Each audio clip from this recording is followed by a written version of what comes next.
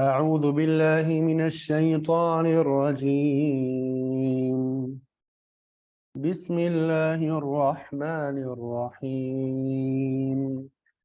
فخلف من بعدهم خلف ورثوا الكتاب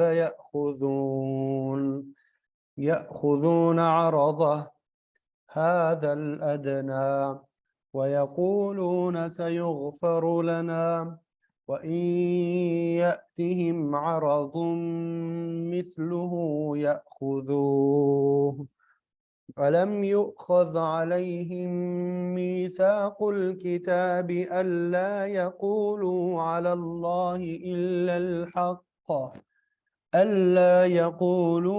الله إلا الحق ودرسوا ما فيه والدار الآخرة خير للذين يتقون أفلا تعقلون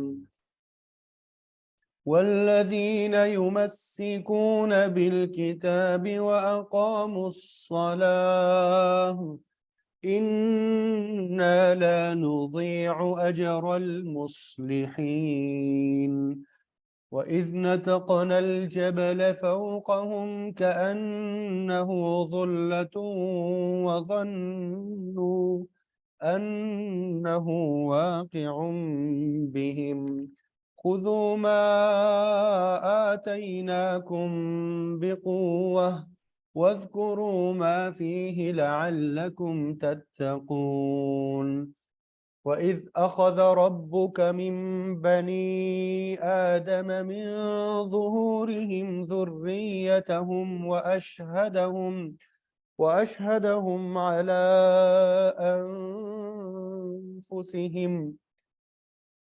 ألست بربكم قالوا بلى شهدنا أن تقولوا يوم القيامة إنا كنا عن هذا غافلين أو تقولوا إنما أشرك آباؤنا من قبل وكنا ذرية من بعدهم أفتهلكنا بما فعل المبطلون وكذلك نفصل الآيات ولعلهم يرجعون صدق الله العظيم.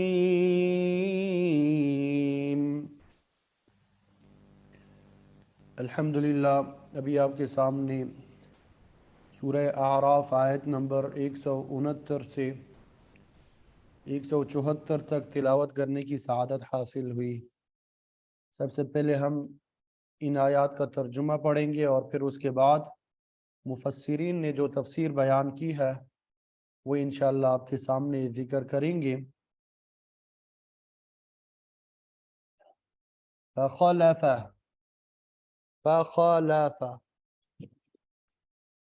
فا کا معنی ہوتا ہے تو، خلف جانشین بنی، من بعدہم ان کے بعد، خلف نااہل، خلف لام کے اوپر سکون ہے، نااہل جانشین، نااہل جانشین کو خلف کہتے ہیں، خلف۔ ورثو وارث بنے وہ، الکتاب کتاب کی، یأخذون وہ لیتے رہے، عرض الادنا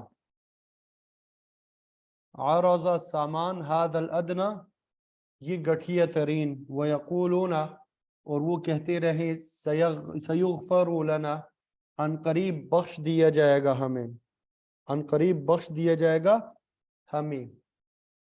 دوبارہ ترجمہ دی کہ پھر ان کے بعد کچھ نااہل لوگ کتاب کے وارث بنے جو اس گٹھیا زندگی کا سامان لے لیتے اور کہہ دیتے کہ ہمیں معافی مل جائے گی۔ وَإِن يَأْتِهِمْ اور اگر آئے ان کے پاس، وَإِن يَأْتِهِمْ اور اگر آئے ان کے پاس، عَرَضٌ سامان، مثلہ اس جیسا، يَأْخُذُوهُ لے لیں وہ اسے، يَأْخُذُوهُ لے لیں وہ اسے، अलम युखज़ अलैहिम, अलम युखज़ क्या नहीं लिया गया, अलैहिम उनसे, मीसाक पुख्ता अहद, अल किताबी किताब में। अगर ऐसा ही सामान उनके पास फिर आए तो वो उसे भी ले लें। क्या उनसे किताब में ये पुख्ता अहद नहीं लिया गया था? अल्ला यक़ूलू अलल्लाहि इल्लल हक़, अन ला, ये कि ला यक़ूलू वो नहीं कहेंगे, अलल्लाहि अल्लाह ताला पर, इल्लल हक़ मगर हक बात, वदरसू और वो पढ़ चुके हैं, माफी जो कुछ उसमें है, वदरसू माफी और वो पढ़ चुके हैं जो कुछ उसमें लिखा हुआ है। क्या उनसे किताब में ये पुख्ता अहद नहीं लिया गया था कि अल्लाह के मुतालिक सिर्फ वही बात कहेंगे जो बरहक होगी, और उस किताब में जो कुछ लिखा है वो उसे पढ़ चुके हैं। वद्दारुल आखिरतु और आखिरत का घर, खैरुन सबसे बेहतर है, लिल्लज़ीना उन लोगों के लिए, यत्तकून जो डरते हैं। अफला ताकिलून क्या तुम अकल नहीं रखते, अफला ताकिलून क्या तुम अकल नहीं रखते। वल्लज़ीना और जो लोग, युमस्सिकूना मजबूती से थाम रहे हैं, बिल किताबी किताब को, और जो लोग मजबूती से थाम रहे हैं किताब को, व अकामू और कायम की उन्होंने, अस्सलात नमाज को, इन्ना बेशक हम, ला नुज़ीउ ज़ाया नहीं करते, अजर अल मुस्लिहीन इस्लाह करने वालों का अजर, बेशक हम ज़ाया नहीं करते मुस्लिहीन इस्लाह करने वालों का अजर। यानी वो लोग जो किताब को मजबूती से थामे हुए हैं, नमाज कायम करते हैं, तो हम इस्लाह करने वालों का अजर ज़ाया नहीं करते। वइज़ नतक़नल जबला, वइज़ और जब, नतक़ना बुलंद किया हमने, अलजबला पहाड़ को, फ़ौक़हुम उनके ऊपर, कअन्नहु गोया कि वो, ज़ुल्लतुन साइबान हो, गोया कि ज़ुल्लतुन वो साइबान हो, वज़न्नु और वो समझे, वो गुमान करने लगे, अन्नहु के बेशक वो, वाक़िउम बिहिम गिरने वाला है, बिहिम उन पर, खुज़ू पकड़ो तुम, माँ वो जो, आतैनाकुम दिया हमने तुम्हें, बिकुव्वतिन कुव्वत के साथ, कुव्वत के साथ, वज़कुरू और याद रखो, मा फीही वो जो उसमें, लअल्लकुम तत्तकून ताकि तुम बचते रहो, यानी उसमें जो कुछ है उसे याद रखो, लअल्लकुम तत्तकून ताकि तुम बचते रहो। वइज़ अख़ज़ रब्बुका, वइज़ और जब, अख़ज़ पकड़ा, रब्बुका तेरे रब ने, मिन बनी आदम बनी आदम से, मिन ज़ुहूरिहिम उनके पुश्तों के, ज़ुर्रियतहुम उनकी औलाद को, और उस वक्त को याद कीजिए जब आपके रब ने बनी आदम के पुश्त से उनकी औलाद को निकाला। अख़ज़ रब्बुका मिन बनी आदम मिन ज़ुहूरिहिम ज़ुर्रियतहुम, आपके रब ने बनी आदम के पुश्त से उनकी औलाद को निकाला। व अशहदहुम और उन्हें गवाह बनाया, अला अनफुसिहिम उनकी जानों पर, खुद उनकी अपनी जात पर गवाह बनाया। अलस्तु बिरब्बिकुम क्या मैं तुम्हारा रब नहीं हूँ, कालू तो वो कहने लगे, भला क्यों नहीं, शहीदना हमने गवाही दी, अन तकूलू ये कि तुम कहने लगे, यौमल क़ियामत क़यामत के दिन, इन्ना कुन्ना बेशक हम थे, अन हाज़ा इससे, गाफिलीन बेखबर, औ या तकूलू तुम कहने लगे, इन्नमा अशरका कि वो तो सिर्फ शिर्क किया, आबाउना हमारे बाप दादा ने, मिन क़ब्ल उससे पहले, वकुन्ना ज़ुर्रियतन और हम थे, ज़ुर्रियतन नस्ल, मिन बादिहिम उनके बाद, अफतुहलिकुना क्या तू हलाक करता है ना हमें, बीमा उस वजह से जो, फ़अला काम किया, अल मुब्तिलून गुमराहों ने, वकज़ालिका और इसी तरह, नुफ़स्सिलु हम तफसील करते हैं आयतों की, वलअल्लहुम यरजिऊन और ताकि वो वापस लौट आए, वलअल्लहुम यरजिऊन और ताकि वो वापस लौट आए। یہ ترجمہ سمجھ میں آ گیا سب کو؟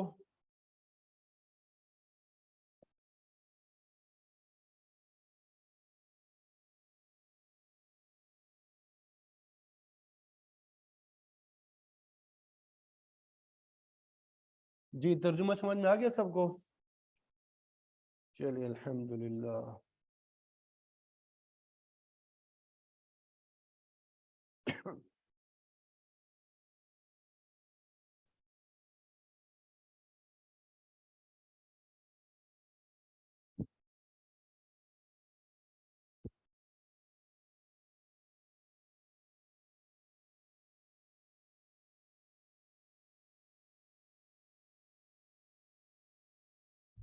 تو پہلے زمانے کے یہودیوں کے مختلف حالات بیان کرنے کے بعد اللہ تعالیٰ نے بعد میں آنے والوں کا حال اس طرح بیان فرمایا ہے فَخَلَفَ مِن بَعْدِهِمْ خَلْفٌ، پھر آئے ان کے بعد نالائق لوگ.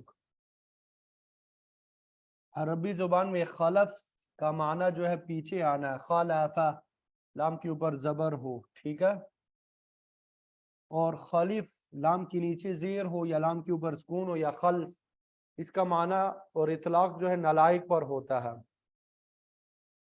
خلف لام کے اوپر زبر ہو اس کا معنی ہوتا لائق، ٹھیک ہے، سکون ہو تو نالائق.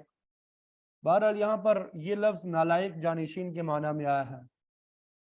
اس طرح اردو زبان میں سپوت اچھے بیٹے کو اور کپوت نالائق بیٹے کو کہتے ہیں. اسی طرح عربی زبان میں خلفن لائق کے لیے اور خلفن لام کے سکون کے ساتھ نالائق کے لیے آتا ہے. تو فرمایا کہ بعد میں نالائق لوگ ورث الکتاب آئے جو کتاب کے وارث بنے. کتاب سے مراد تورات ہے.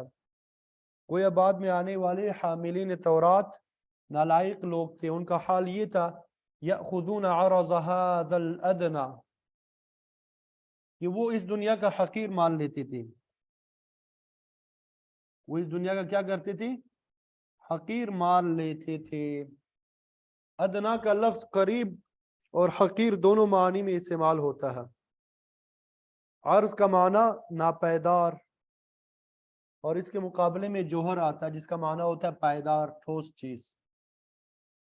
دنیا کا ساز و سامان مال و متاع چونکہ عارضی ہے، ناپائیدار ہوتا ہے، اس لیے یہاں پر عرض کا معنی سامان کیا گیا.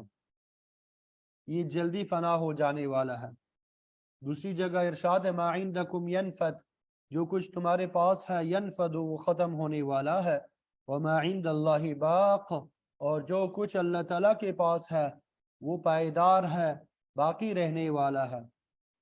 اور آخرت کے متعلق بھی فرمایا والآخرۃ خیر وابقی، کہ آخرت بہتر بھی ہے اور دیر پا بھی ہے. اور یہ دنیا فانی اور عارضی ہے، یہاں کی کسی چیز میں استقلال نہیں ہے، ہر چیز میں جلد ہی تغیر اور تبدل پیدا ہو جاتا ہے. البتہ اگر کوئی ایمان اور اعمال صالحہ کی دولت حاصل کرے تو اس کا اثر دیر پا ہوگا. تو فرمایا پھر ان کے بعد تورات کے وارث نالائق لوگ ہوئے جنہوں نے اس کتاب کے بدلے دنیا کا حقیر مال حاصل کیا، کتاب الہی کے احکام میں تحریف کی اور لوگوں سے رشوت لے کر ان کو غلط فتوے دیے. لیکن جب انہیں کہا جاتا ہے ایسا کر کے تم گنہگار ہو رہے ہو، اللہ تعالیٰ کی گرفت میں آ جاؤ گے، تو وہ کہتے تھے وَيَقُولُونَ سَيُغْفَرُ لَنَا، وہ کہتے ہیں کہ ہمیں معاف کر دیا جائے گا. نحن ابناء اللہ واحباء، ہم اللہ کے بیٹے اور اس کے محبوب ہے، وہ ہم سے مواخذہ نہیں کرے گا. ہم کچھ بھی کرتے رہیں اللہ تعالیٰ ہمیں ضرور معاف کر دے گا. آپ صلی اللہ علیہ وسلم کے زمانے کے یہودی بھی کہتے تھے لیس علینا فی الامیین سبیل، کہ ان اعرابیوں کا مال کھا لینے میں ہم پہ کوئی حرج نہیں ہے، گویا یہ ہمارے لیے بالکل جائز ہے. یہ لوگ اس قسم کے باطل خیالات میں مبتلا تھے. انہوں نے تورات میں مقرر کی گئی سزاؤں کو بھی تبدیل کر دیا، زنا اور چوری کی سزاؤں کو جان بوجھ کے بدل دیا. ان کے قاضیوں اور مفتیوں نے رشوت لے کے غلط فیصلے اور فتوے جاری کیے، دنیا کا حقیر سامان جمع کیا، اور ساتھ میں یہ بھی کہا کہ ہم پر ایسا کرنے میں کوئی گناہ نہیں ہے. ہم تو بخشے ہوئے لوگ ہیں۔ آپ صلی اللہ علیہ وسلم کا ارشاد ہے الکیس من دان نفسہ وعمل لما بعد الموت، کہ عقل مند اور دانا انسان وہ ہے جو اپنے نفس پہ قابو رکھتا ہے، مرنے کے بعد کی زندگی کے لیے کچھ سامان پیدا کرتا ہے۔ آپ نے یہ بھی فرمایا کہ عاجز انسان وہ ہے من اتبع نفسہ ہواہ وتمنى علی اللہ، جو خواہشات کے پیچھے چلتا ہے اور اللہ تعالیٰ سے بڑی بڑی آرزویں رکھتا ہے، کہتا ہے کہ ہم تو بخشے ہوئے ہیں، ہمیں فلاں بزرگ بچا لیں گے یا فلاں نبی کی سفارش کام آ جائے گی، اس لیے ہم دوزخ میں نہیں جائیں گے۔ ایسے شخص کو آپ صلی اللہ علیہ وسلم نے کمزور اور عاجز فرمایا۔ وَإِن يَأْتُهِمْ عَرَضٌ مِثْلُهُ يَأْخُذُوهُ، اگر دنیا کا سامان ان کے سامنے بار بار آئے تو اسے لے لیتے ہیں، اور فلسفہ یہ بنا رکھا ہے کہ ہم اللہ کے پیارے ہیں، ہم سے کوئی مواخذہ نہیں ہوگا۔ الم یؤخذ علیہم میثاق الکتاب، کیا ان سے کتاب میں پختہ عہد نہیں لیا گیا؟ اللہ یقولوا علی اللہ الا الحق، کہ وہ اللہ کے بارے میں حق کے علاوہ کچھ نہیں کہیں گے، یعنی اللہ تعالیٰ کی طرف صرف سچی بات منسوب کریں گے، کوئی غلط بات کہہ کر اسے اللہ کی بات نہیں بتائیں گے۔ تو یہ لوگ اکثر مسائل کو بدل دیتے تھے، رشوت لے کے غلط فتوے جاری کرتے تھے، کہتے تھے کہ اللہ کا یہی حکم ہے، حالانکہ وہ اللہ کا حکم نہیں ہوتا تھا۔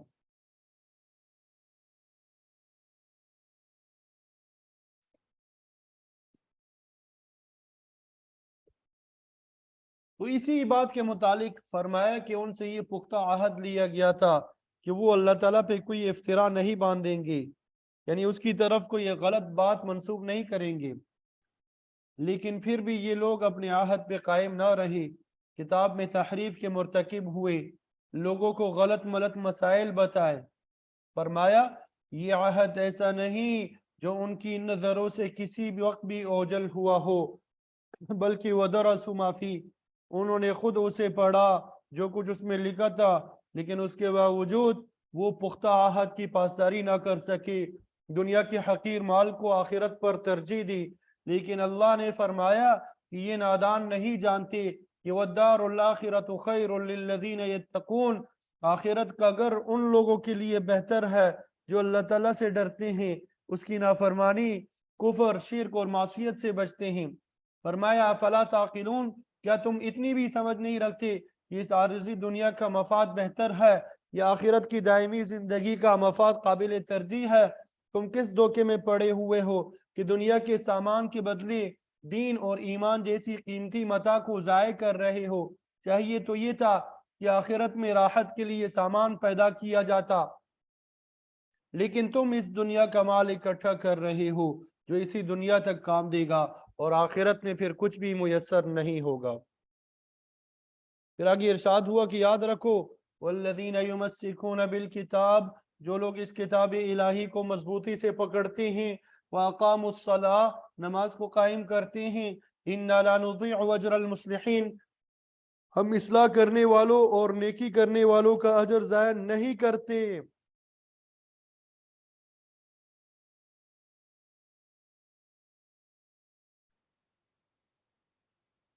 یعنی ہم ایسے لوگوں کو ضرور بہترین اجر عطا کریں گے۔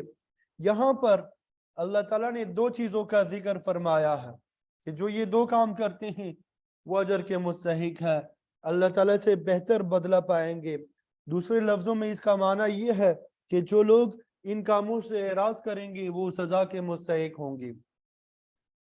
آگے آ رہا ہے کہ بعد میں آنے والے نالائقوں نے اللہ کی کتاب کو مضبوط پکڑنے کی بجائے اسے بیچ ڈالا، اس کے بدلے دنیا کا حقیر مال حاصل کیا، غلط فتوے جاری کیے، کتاب الہی کی غلط تعویلیں کی ہیں، اس کے احکام کو چھپایا اور ایسا کرنے کے لیے رشوت حاصل کی۔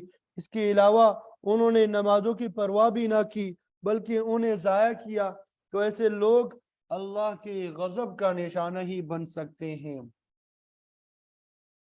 تمسک بالکتاب کا مطلب یہ ہے کہ اسے پڑھا جائے، سمجھا جائے، پھر اس کے احکام پر عمل کیا جائے، برخلاف اس کے یہودی اپنی کتاب تورات کو صرف ادب اور آداب تک ہی محدود رکھتے تھے، زبانی کلامی اس کو اللہ کا کلام بھی سمجھتے تھے، اس کو غلاف میں بند کر کے اونچی جگہ رکھتے تھے، اس کا بوسہ بھی لیتے تھے، لیکن جب عمل کرنے کا وقت آتا تو پھر خود ساختہ مسائل پر عمل کرتے تھے، احکام الہی کو پشت کی پیچھے ڈال دیتے تھے۔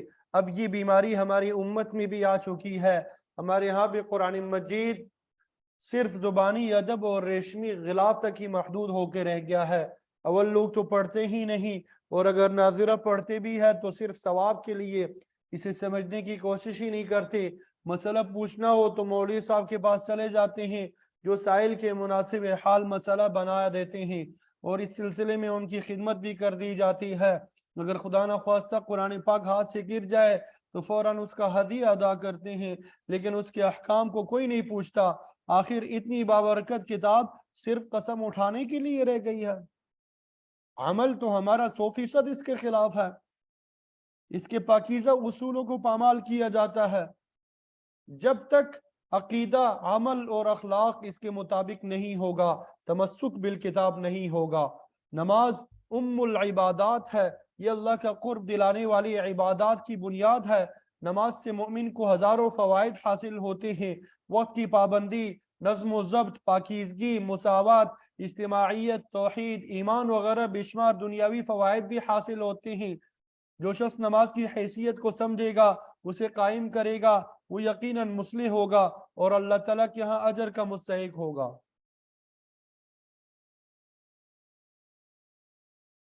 تو فرمایا کہ جو کوئی کتاب کو مضبوطی سے پکڑتے ہیں، نماز کو قائم کرتے ہیں، ہم ان کا اجر ضائع نہیں کریں گے۔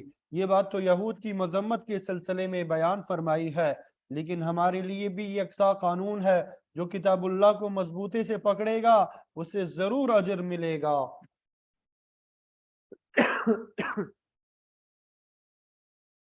بنی اسرائیل کو اللہ تعالیٰ نے ایک اور بات بھی یاد کرائی، وَإِذْ نَتَقْنَا الْجَبَلَ فَوْقَهُمْ، اس واقعے کو دھیان میں لاؤ جب ہم نے پہاڑ کو ان کے اوپر رکھ دیا، ہم نے اکاڑا پہاڑ کو ان کے اوپر، كَأَنَّهُ ذُلَّةٌ، گویا کہ وہ سائبان تھا۔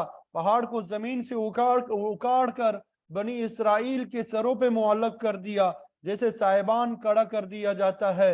وَظَنُّوا أَنَّهُ وَاقِعٌ بِهِمْ، ایسا دکھائی دیتا ہے کہ وہ ان پر گرنے والا ہے،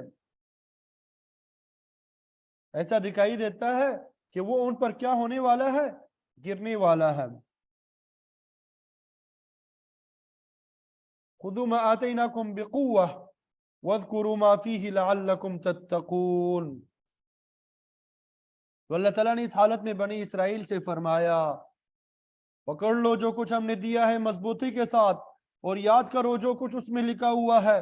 بظاہر یہ معلوم ہوتا ہے کہ سروں پر پہاڑ معلق کر کے ان سے عہد لینا زبردستی ہے، حالانکہ حقیقت میں ایسا نہیں ہے۔ یہ یہودیوں نے اللہ تعالیٰ سے بار بار عہد کیا، ہر بار اس سے توڑتے رہے، بالآخر اللہ تعالیٰ نے انہیں خوف دلانے کے لیے پہاڑ کو سروں پہ معلق کر دیا، تاکہ آئندہ عہد کو نہ توڑے، اور انہیں ڈر ہو کہ اگر پھر عہد شکنی کی تو یہ وبال دوبارہ آ سکتا ہے۔ بعض کہتے ہیں کہ پہاڑ کو بنی اسرائیل کے سروں پر نہیں اٹھایا گیا، بلکہ ان لوگوں کو کسی جھکے ہوئے پہاڑ کے دامن میں کھڑا کیا گیا تھا۔ یہ بات درست نہیں ہے۔ نطق کا معنی اکاڑنا ہوتا ہے، اس کا مطلب یہ ہوتا ہے کہ پہاڑ اپنی جگہ سے اکاڑ کر اوپر معلق کر دیا گیا۔ صرف کسی پہاڑ کے دامن میں کھڑا کرنے سے وہ خوف پیدا نہیں ہو سکتا جو پہاڑ کو اکاڑ کر اوپر معلق کرنے سے ہوتا ہے۔ تو یہاں پر بھی اللہ تعالیٰ نے دو باتوں کا ذکر کیا ہے، ایک یہ کہ کتاب الہی کو مضبوطی سے پکڑو، دوسرا یہ کہ اس کے نوشتے کو، اس کے لکھے ہوئے کو یاد کرو۔ کسی چیز کی یادداشت پڑھنے پڑھانے اس کی تشہیر سے قائم رہتی ہے۔ اسی لیے امام شاہ ولی اللہ محدث دہلوی رحمۃ اللہ علیہ فرماتے ہیں کہ کتاب الہی کی یاد آوری کے لیے اس کی تشریح اور تشہیر بھی ضروری ہے۔ فرماتے ہیں کہ اسلامی حکومت پر یہ فرض عائد ہوتا ہے کہ اس کے کارندے اسلامی قوانین پر خود بھی عمل پیرا ہوں، رعایا کو بھی اس کی تعلیم دے۔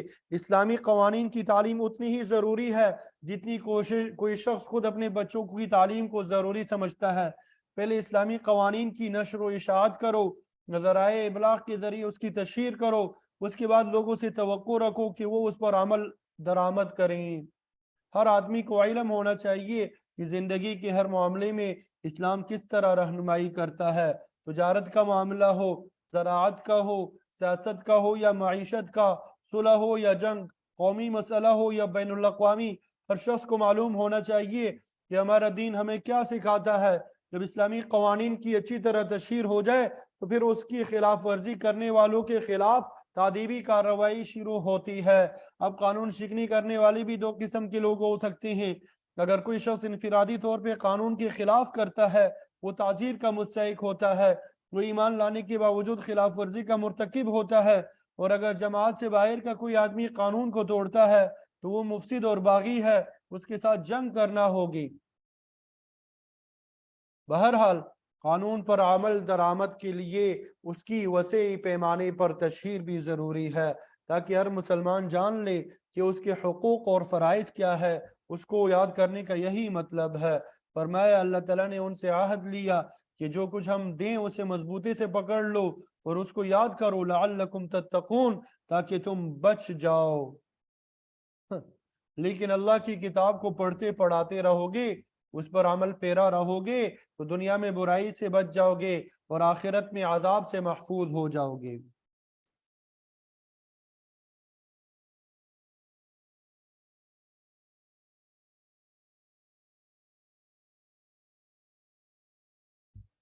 تو اس سے پہلے بنی اسرائیل سے لیے گئے عہد اور پیمان کا ذکر تھا۔ وہ خاص عہد اللہ تعالیٰ نے اس بات کا لیا تھا کہ اللہ کی کتاب کو مضبوطی سے پکڑنا، اس پہ عمل کرنا، لیکن بنی اسرائیل اس عہد پہ قائم نہ رہی، وہ ہمیشہ عہد اور پیمان کی خلاف ورزی ہی کرتے رہے۔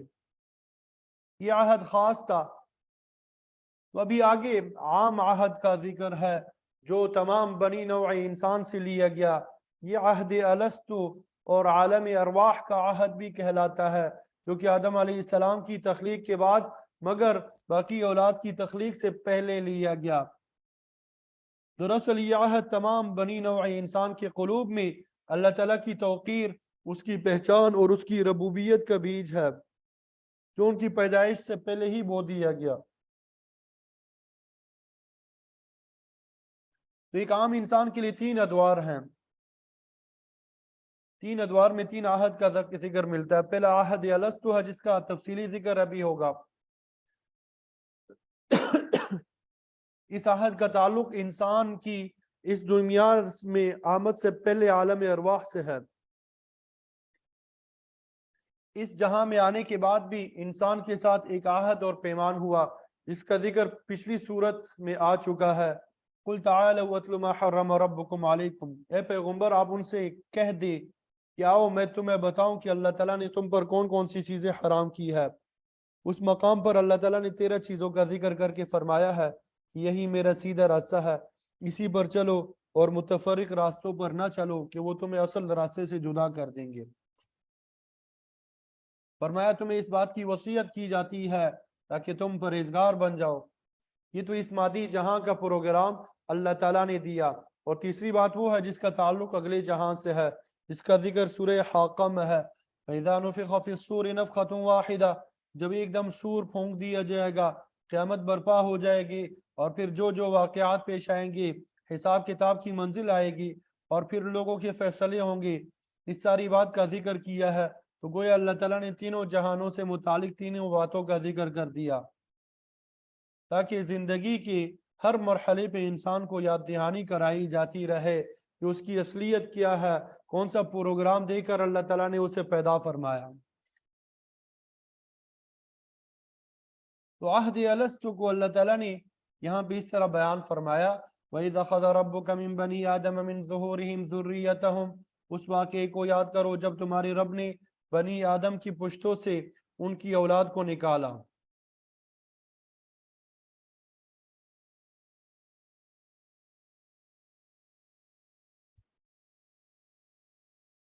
تو یہاں بنی آدم کا ذکر ہے، جبکہ حدیث شریف میں آدم علیہ السلام کی پشت سے ان کی اولاد کو نکالنے کا ذکر ہے۔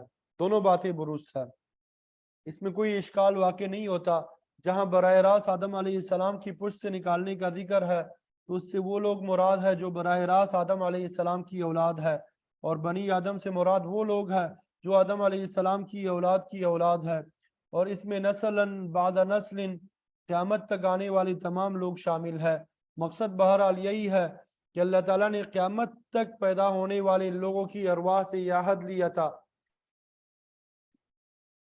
حدیث میں زارا کا لفظ بھی آتا ہے، زرن، چھوٹی سی چیونٹی کو کہتے ہیں۔ گویا اللہ تعالیٰ نے اولاد آدم کو چھوٹی چھوٹی چیونٹیوں کی طرح نکالا اور سب سے یہ عہد لیا، اور اس کو عالم ذر اور عہد ذر سے بھی تعبیر کیا گیا۔ ایک روایت میں آتا ہے کہ اللہ تعالیٰ نے آدم علیہ السلام کی دائیں طرف سے ارواح کو نکالا اور فرمایا ہا اولائی للجنت ولا ابالی، یہ لوگ جنت میں جائیں گے اور مجھے کسی چیز کی پرواہ نہیں۔ پھر اللہ تعالیٰ نے آدم علیہ السلام کی بائیں طرف سے ارواح کو نکالا اور فرمایا ہا اولائی فی النار ولا ابالی، یہ لوگ جہنم میں جائیں گے اور مجھے کچھ پرواہ نہیں۔ باقی رہی یہ بات کہ عہد الستو کا واقعہ پیش آیا، تو اس سلسلے میں کہاں پیش آیا؟ اس سلسلے میں حدیث شریف میں آتا ہے کہ مکہ معظمہ کے قریب میدان عرفات کی وادی انعمان میں واقعہ پیش آیا، اور یہ عرفات کا وہی میدان ہے جہاں بڑے بڑے واقعات رونما ہو چکے ہیں۔ یہی وہ جگہ ہے جہاں جنت سے نکلنے کے بعد آدم علیہ السلام کی معافی کی دعا قبول ہوئی۔ حضرت ابراہیم علیہ السلام نے بھی آخری نبی کی بعثت کی ہمیں یہی دعا کی جو قبول ہوئی، اور یہ وہی میدان عرفات ہے جہاں ہر سال لاکھوں لوگ حاجی جمع ہو کے حج کا فریضہ انجام دیتے ہیں۔ بہرحال عہد الستو کا واقعہ بھی وادی عرفات ہی میں پیش آیا۔ اس عہد سے اللہ تعالیٰ کی وحدانیت کا مسئلہ بھی حل ہو جاتا ہے۔ عالم ارواح کی اس عمومی عہد کے علاوہ اسی دور کے ایک خاص عہد کا ذکر بھی قرآن اور سنت میں آتا ہے، جو صرف انبیاء کرام کی ارواح سے لیا گیا، اور اسے میثاق النبیین کے لفظ سے تعبیر کیا گیا۔ سورہ آل عمران میں اس کا ذکر آتا ہے، وَإِذَا أَخَذَ اللَّهُ مِيثَاقَ النَّبِيِّينَ، جب اللہ تعالیٰ نے تمام انبیاء سے عہد لیا تھا اور کہا تھا میں نے کتاب اور حکمت سے جو تمہیں عطا کیا ہے، اس کا تقاضا یہ ہے کہ جب میرا آخری نبی تمہارے پاس آئے تو اس پر ایمان لانا اور اس کی مدد کرنا۔ تو بہرحال اس وقت کو یاد کرو جب اللہ تعالیٰ نے بنی آدم کی پشتوں سے ان کی اولادوں کو نکالا، وَأَشْهَدَهُمْ عَلَىٰ أَنفُسِهِمْ، اور ان کو اپنی جانوں پر گواہ بنا کر پوچھا أَلَسْتُ بِرَبِّكُمْ، کیا میں تمہارا پروردگار نہیں ہوں؟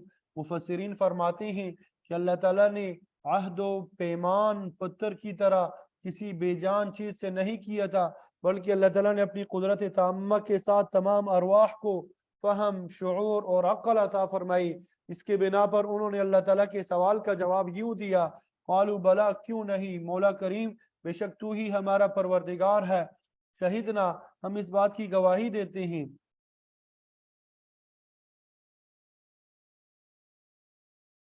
اللہ تعالیٰ نے یہ عہد لینے کی وجہ بھی خود ہی بیان فرمائی، ان تقولوا یوم القیامت انا کنا عن هذا غافلین، کہ قیامت کے دن تم یہ نہ کہہ سکو کہ ہمیں تو اس بات کا علم ہی نہیں تھا۔ اللہ تعالیٰ نے تمہیں دنیا میں ایک خاص پروگرام دے کر بھیجا ہے، ایسا نہ کرو کہ یہاں کی لوازمات میں مصروف ہو کر تم اس پروگرام کو ہی بھول جاؤ۔ لہذا اللہ تعالیٰ نے ابتدا ہی میں اپنی ربوبیت کا اقرار کرا لیا کہ دنیا میں جا کر خالق، مالک، رب، عالم الغیب اور قادر مطلق مجھے ہی تسلیم کرنا، کسی مخلوق کو یہ مرتبہ مت دے دینا۔ اور پھر اس عہد کی یاد آوری کے لیے اس نے مسلسل انبیاء کو بھیجا، کتابیں نازل کیے، تمام انبیاء نے اپنی اپنی امتوں کو یہ عہد یاد دلایا، اس پر کاربند رہنے کی تلقین فرمائی۔ تو اب اگر کوئی شخص اس عہد کا انکار کرتا ہے تو اس کے انکار کا اعتبار نہیں ہے اور کوئی انکار بھی نہیں کر سکتا۔ باقی رہی یہ بات کہ اس دنیا میں آ کر انسان کو وہ عہد یاد نہیں رہا، تو یہ عذر جو ہے قابل قبول نہیں ہے، اور نہ اس سے اس عہد کی ذمہ داری ساقط ہوتی ہے۔ یہ تو عالم ارواح کی بات ہے جو دوسرا جہان تھا، خود اس جہاں میں آ کر بھی انسان بعض چیزوں کو بھول جاتے ہیں جو ان کے ساتھ پیش آ چکی ہوتی ہے۔